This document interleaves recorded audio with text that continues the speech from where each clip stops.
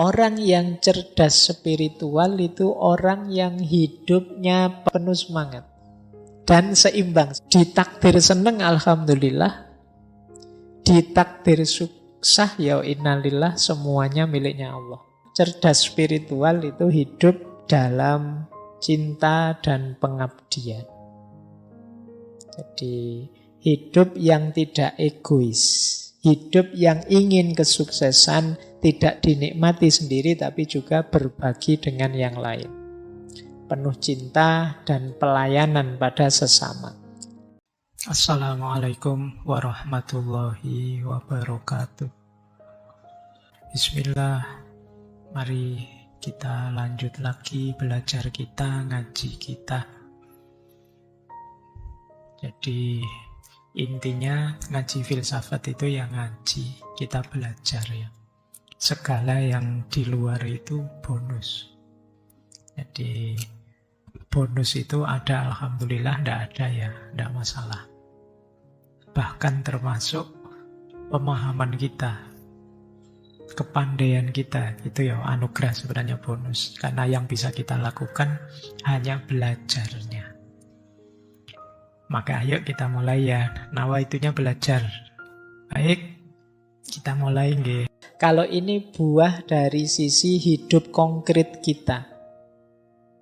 Orang yang cerdas spiritual itu orang yang hidupnya pertama semangat dan seimbang. Jadi bukan orang yang loyo, males-malesan, rebahan tidak jelas, tapi semangat, penuh semangat. Dan seimbang. Seimbang itu ya tidak terlalu kayak tadi loh. Tidak terlalu berat di spiritualnya saja, melupakan emosional, melupakan intelektual. Tapi yo imbang, ya dunia ya akhirat. Ya lahir ya batin. Tidak kok batinnya canggih luar biasa, tapi lahiriahnya sakit-sakitan. Tidak, seimbang. Jadi semangat dan seimbang. Kemudian orang yang cerdas spiritual itu biasanya mampu mengontrol diri dan mengontrol emosinya.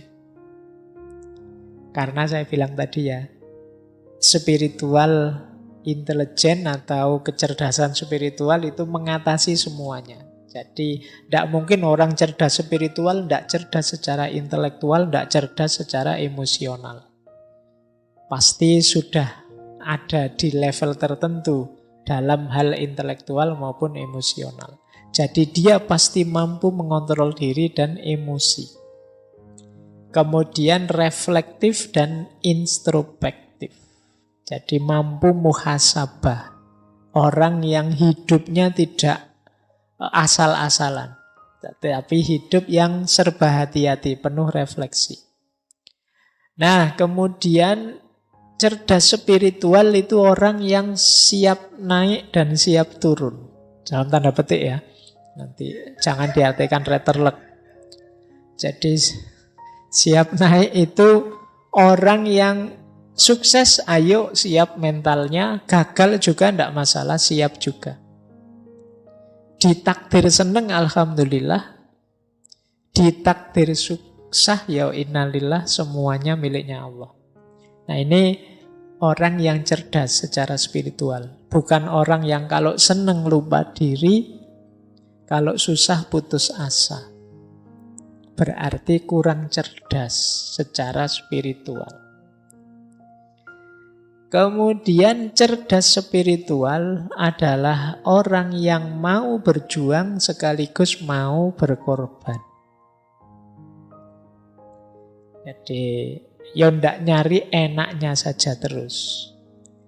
Banyak orang yang ketika berjuang, ayo siap aku berjuang. Begitu ditagih pengorbanannya, nanti dulu kalau itu. Ayo wis kita sukseskan program kita ini. Tapi ini biayanya besar loh. Oh, kalau itu nanti dulu. Pokoknya kalau ditantang siap, tapi begitu ditagih pengorbanan terus mengkeret semua. Nah, orang yang cerdas spiritual yo siap berjuang sekaligus siap berkorban.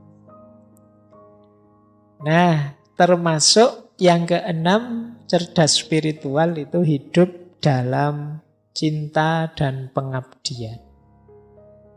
Jadi hidup yang tidak egois, hidup yang ingin kesuksesan, tidak dinikmati sendiri tapi juga berbagi dengan yang lain. Penuh cinta dan pelayanan pada sesama. Nah, ini ciri-ciri cerdas spiritual. Nah, sekarang strateginya. Ini tipsnya. Ada rumus hati, heart. Ini singkatannya. Ini biar kayak stand up itu terus ada singkatannya. Nah, hanya adalah heal in his presence. Jadi hidup yang sehat di hadapannya.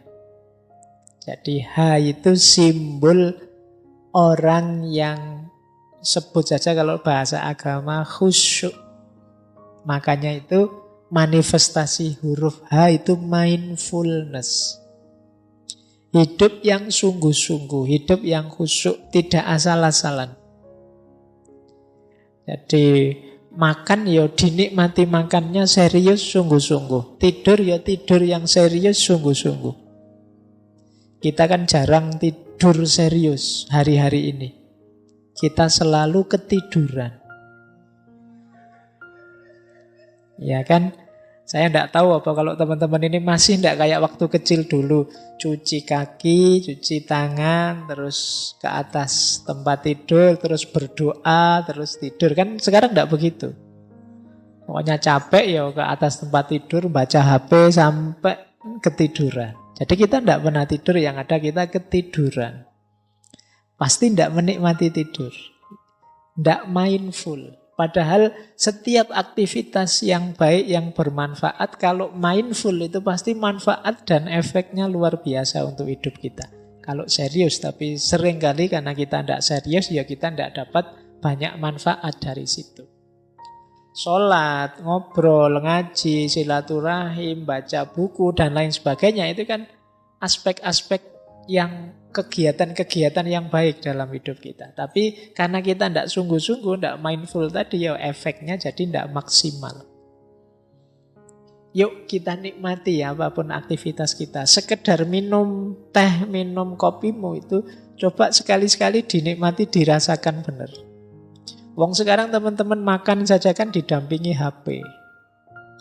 Jadi sambil makan, sambil nyekrol Instagram, sambil lihat Twitter, jadi makannya tidak dinikmati.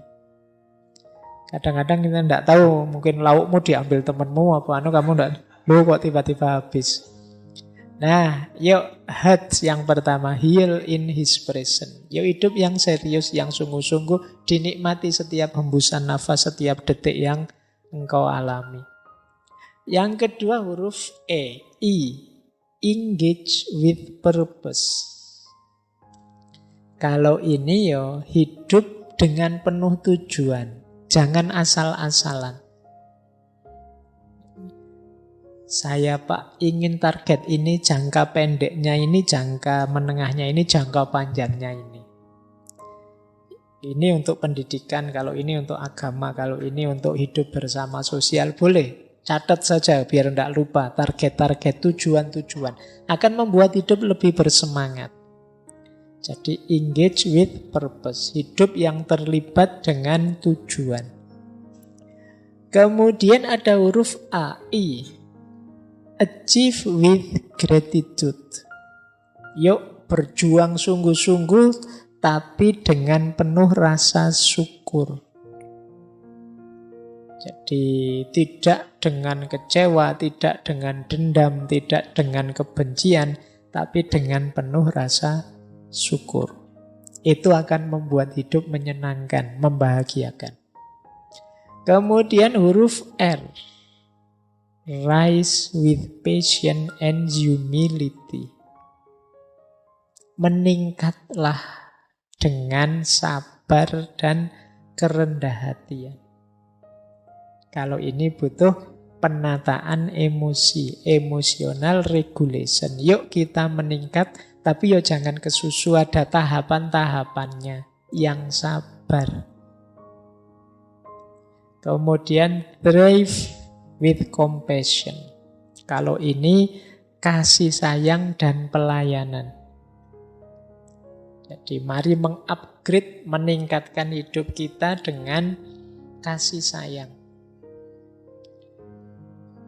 Nah, jadi ini rumus dari hati, namanya heart.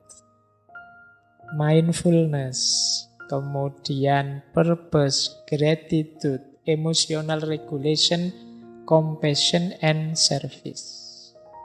Ini akan jadi kunci jadi kita orang yang cerdas secara spiritual. Nah, wah ini tulisannya kecil-kecil. Pasti tidak terbaca. Saya ambil strategi dari 3 tokoh. Yang pertama Dana Zohar tadi. Kata Dana Zohar, SQ yang tinggi menuntut integritas pribadi yang paling kuat. Menuntut kita untuk terbuka terhadap pengalaman di mana kita mampu untuk melihat kehidupan dan orang lain secara segar, seolah-olah melalui mata seorang anak, untuk belajar bagaimana memanfaatkan intuisi dan visualisasi kita sebagai jalan yang kuat untuk menggunakan pengetahuan batin kita dalam membuat perbedaan. Saya baca kayak gini, saya yakin teman-teman tidak paham. Ini menuntut agar kita berhenti berlindung pada apa yang kita ketahui dan terus-menerus mengeksplorasi dan seterusnya. Itu dari buku terjemahannya. Jadi nanti ya saya jelaskan saja. Saya baca dulu. Yang kedua dari Hank Schramm. Intinya sama, 3 strategi ini. Apa yang menjadi nasihat terbesar sepanjang masa? Kata Schramm, tetaplah seperti anak kecil. Sebenarnya nasihatnya Dana Zohar tadi juga mirip. Menyuruh kita yuk murni lagi seperti anak kecil. Anak kecil itu bagaimana? Terbuka. Terbukalah. Jadilah petualang. Ingin tahu, bersemangatlah untuk belajar, bersikaplah tulus, paling tidak untuk dirimu sendiri. Jangan menghakimi. Akui keajaiban hidup dan pengalaman luar biasa yang dibawanya. Nah, Dana Zohar, Hank Schramm itu mengajarkan kita, yuk ayo meniru anak kecil saja. Tidak usah belajar ruwet-ruwet. Anak kecil itu lebih prospek secara spiritual. Yang pertama apa? Mereka terbuka. Petualang, ingin tahu, semangat belajar. Anak kecil itu kan masih rasa ingin tahunya tinggi. Apa-apa ditanyakan. Sementara kita yang besar itu cenderung merasa sudah tahu. Nah, ayo seperti anak kecil lagi, semangat belajarnya tinggi. Kemudian tulus. Anak kecil itu tidak malu kalau bilang tidak tahu. Bilang suka ini, tidak suka itu. Kalau anak kecil kan tidak malu dia.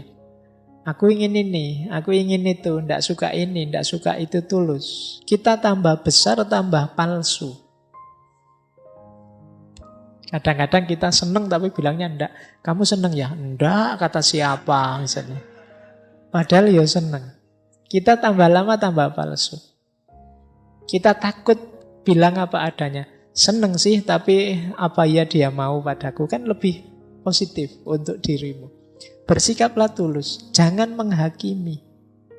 Kita tambah besar, tambah banyak ilmu, rasanya lebih suka menghakimi. Oh ini anak soleh. Ah kalau ini setengah soleh. Oh kalau itu solehnya tinggal 1/4. Ah ini. Kita itu senengannya menghakimi, memberi label-label. Nah, kalau anak kecil kan tidak begitu. Anak kecil apa saja dinikmati. Dan mengakui segala momen, menikmati segala pengalaman yang luar biasa yang dia alami. Kalau mengalami apa kan heboh anak kecil itu. Wow, seneng. Kalau kita kan kadang agak jaim. Padune seneng tapi gengsi nanti. Masuk dianggap nggak ngerti kan, malu kan. Tapi enggak, kalau anak kecil itu seneng-seneng aja. Enggak seneng ya enggak seneng saja. Nah, kita sekarang banyak terdistorsi. Kehilangan ketulusan kita. Kehilangan semangat belajar kita. Nah, terakhir ada dari Peter Shepard. Ini juga strategi. Dia mengkritik kita.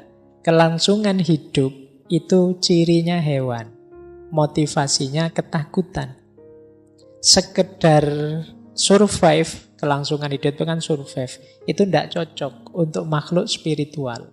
Kalau makhluk spiritual seperti kita, itu keingintahuan, kasih sayang, dan kreativitas. Itu kuncinya. Motivasinya cinta.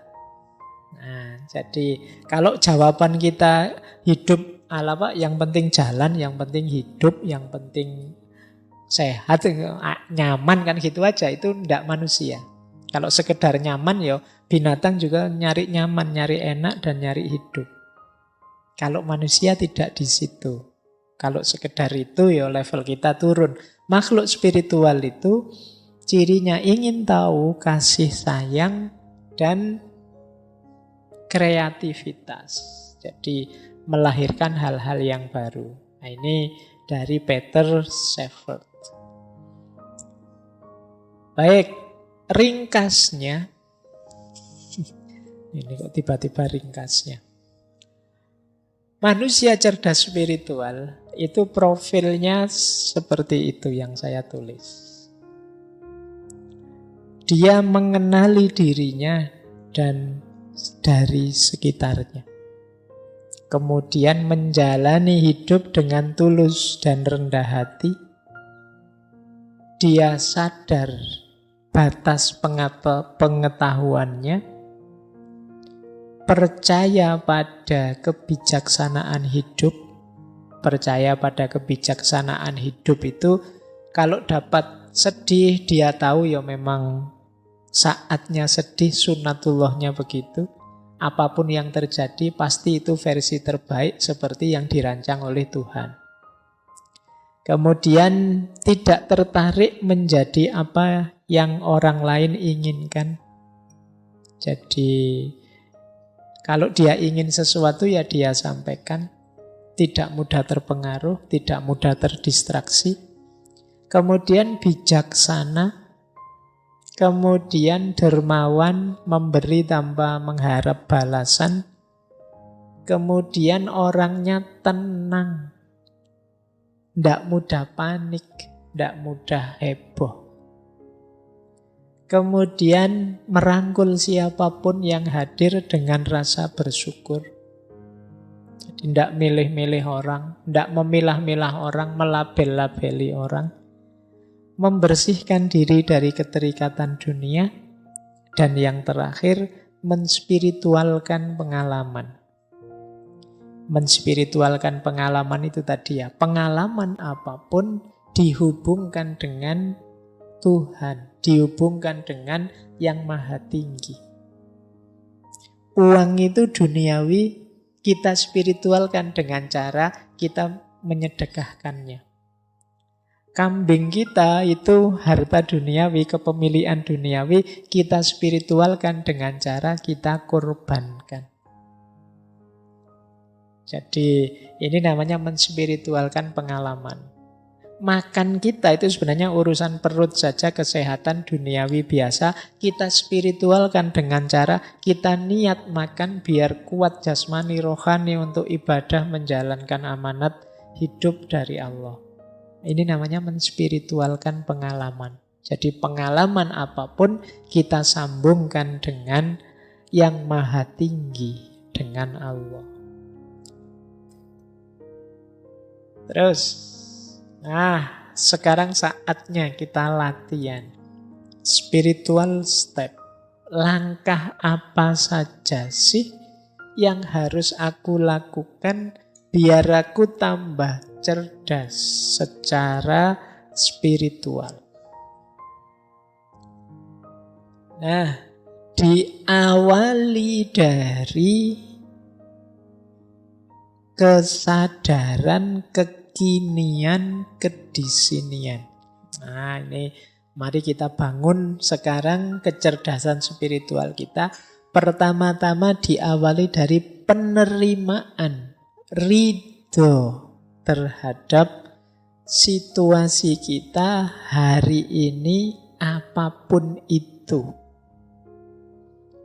Jadi awal ridho ini akan jadi kunci. Awal penerimaan ini akan jadi kunci. Kalau di awal kita sudah tidak terima, kita sudah menyangkal, kita sudah tidak puas, sulit kita menghidupkan kecerdasan spiritual kita. Yang ada hanya mengeluh-mengeluh, protes-protes, dan lain sebagainya. Maka yang pertama penting kesadaran kekinian kedisinian. Jadi cuma untuk menerima itu kan kita harus tahu yang kita terima itu apa. Nanti jangan-jangan ada yang bilang, tidak ada yang ngirim Pak, saya nerima apa juga. Jadi situasi kita hari ini, kondisi kita hari ini. Nah, untuk tahu situasi yang harus kita terima, disitulah pentingnya ilmu. Jadi pengetahuan, baik tentang diri kita maupun tentang situasi lingkungan di sekeliling kita. Oh iya, saya sadar aku ini sampai detik ini masih orangnya pemarah. Saya terima dulu. Jadi banyak orang yang pemarah tapi tidak ngaku kalau dia pemarah. Maka kesadaran untuk kekinian kedisinian itu penerimaan diri yang itu diawali dari ilmu, pengetahuan kita tentang diri kita sendiri. Aku ini tipe yang orang gimana sih? Nah, diterima dulu, jangan diingkari, jangan denial. Kalau sudah, baru niat, azam yang kuat, niat. Saya masih pemarah, saya tahu, tapi aku akan berusaha untuk lebih baik. Nah, ini niat untuk jadi lebih baik. Setelah kita terima diri kita apa adanya. Jadi ridho, niat, kemudian yang ketiga, refleksi tentang hakikat diri kita yang sejati. Kalau ini ideal. Aku itu seharusnya bagaimana sih? Nah, ini idealnya, yang nomor 3. Jadi ini mungkin aspek tafakkurnya. Yuk kita pikir, aku itu harusnya gimana? Mengapa sih Allah itu menjadikanku seorang muslim yang hidup di Indonesia, di desa ini, punya saudara seperti ini, teman-temanku kok tipenya gitu semua, dan lain sebagainya. Jadi kita memahami kalau begitu aku harus apa? Aku harus bagaimana? Diriku harus dibentuk seperti apa? Nah, ini refleksi tentang hakikat diri kita. Kemudian saatnya berjuang, niat yang kuat, kemudian kita tahu target tujuan kita yang ideal tadi, kemungkinan kita akan bertemu banyak halangan dan rintangan. Di situ saatnya kita menaklukkannya. Jadi kita mungkin ketemu kemalasan kita sendiri, kita ketemu teman yang tidak mendukung kita, macam-macam. Nah, itu halangannya. Saatnya kita menaklukkannya. Tapi lagi-lagi kita juga harus ngerti ilmunya. Jadi nanti di setiap tahap itu kuncinya ada di ilmu. Kita harus tahu halangannya apa. Oh, ternyata halangannya itu nafsuku sendiri. Oh, ternyata halangannya itu lingkungan sekelilingku. Oh, ternyata halangannya itu. Nah, ini yang harus dibersihkan. Kalau dalam tasawuf, ini fase ketika kita bersih-bersih diri, namanya takholli. Setelah itu kita belajar kemungkinan-kemungkinan yang bisa kita tempuh untuk meningkatkan diri. Saya itu bisa lebih baik kalau pakai jalan ini. Pakai jalan ini juga bisa, pakai jalan itu juga bisa, Pak. Ada banyak kemungkinan. Nah, tapi dari banyak jalan nanti kita pilih satu kan tentunya. Ya ada banyak jalan kan tidak mungkin kita pilih semua. Nanti pening sendiri. Kalau sudah kita pilih satu, ya kita jalan di satu itu. Meskipun kita sadar orang lain mungkin ngambil jalan yang berbeda, monggo saja. Dan kita komitmen di jalan yang satu itu. Fokus di jalan yang kita ambil untuk memperbaiki diri tadi. Banyak kita hari ini sudah menetapkan mengambil satu jalan, tapi tidak fokus di jalan yang diambil, malah fokus di jalannya orang lain untuk mencari keburukannya jalannya orang lain.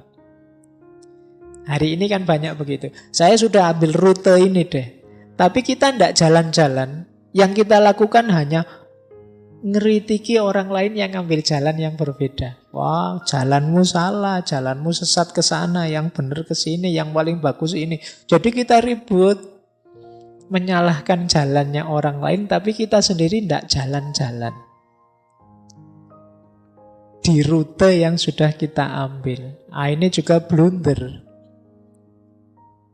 Jadi kita tahu yang baik yang mana, tapi tidak kita jalankan. Ini bagi saya blunder, apalagi kemudian kerjaan kita hanya mengkritik kiri kanan orang yang berbeda dengan kita. Jadi makanya yang terakhir itu komitmen di satu jalan meski tetap sadar ada banyak jalan yang lain. Nah, ini rute-rute untuk menghidupkan kecerdasan spiritual. Diawali dari kesadaran dan penerimaan, dilanjutkan dengan niat, kemudian merenungi hakikat, selanjutnya menyingkirkan halangan, mempertimbangkan macam-macam jalan, dan pada akhirnya berjalan. Ngambil satu rute yang kita tempuh untuk meningkatkan kapasitas spiritual kita. Kalau kita sukses, kita akan dapat 5 hal itu. Entah satu di antaranya, entah 2 di antaranya. Alhamdulillah kalau bisa 5 di antaranya. Kalau 5 ya berarti bukan di antaranya ya, 5-5-nya. Nah, namanya spiritual gift. Kalau ini mengikuti Dana Zohar tadi. Spiritual gift itu ada 5. Yang pertama, the gift of discernment. Jadi, kemampuan atau anugerah mampu mencerna. Jadi, anugerah mampu mencerna itu kemampuan kita untuk memahami. Itu anugerah. Kalau yang tadi diberi langsung pengetahuan oleh Allah, saya sebut laduni tadi, itu namanya the gift of knowledge, pengetahuan, anugerah yang kedua. Sebenarnya kita mampu memahami sesuatu itu sudah anugerah. Tidak usah menunggu jadi orang laduni yang tiba-tiba ngerti apa. Tidak, kamu bisa memahami sesuatu itu sudah anugerah. Banyak orang yang mati-matian ingin memahami, tidak bisa paham-paham. Itu anugerah. Loh, ngaji malam hari ini, itu ada yang pahamnya 10%, ada yang paham 20%, ada yang tidak paham belas ini ngomong apa sejak tadi. Loh, kemampuan memahami itu anugerah sudah. Jangan menunggu, Pak saya belum dapat ilmu laduni, berarti Allah tidak sayang saya level. Tidak, kamu bisa memahami saja, itu sudah anugerah spiritual yang luar biasa.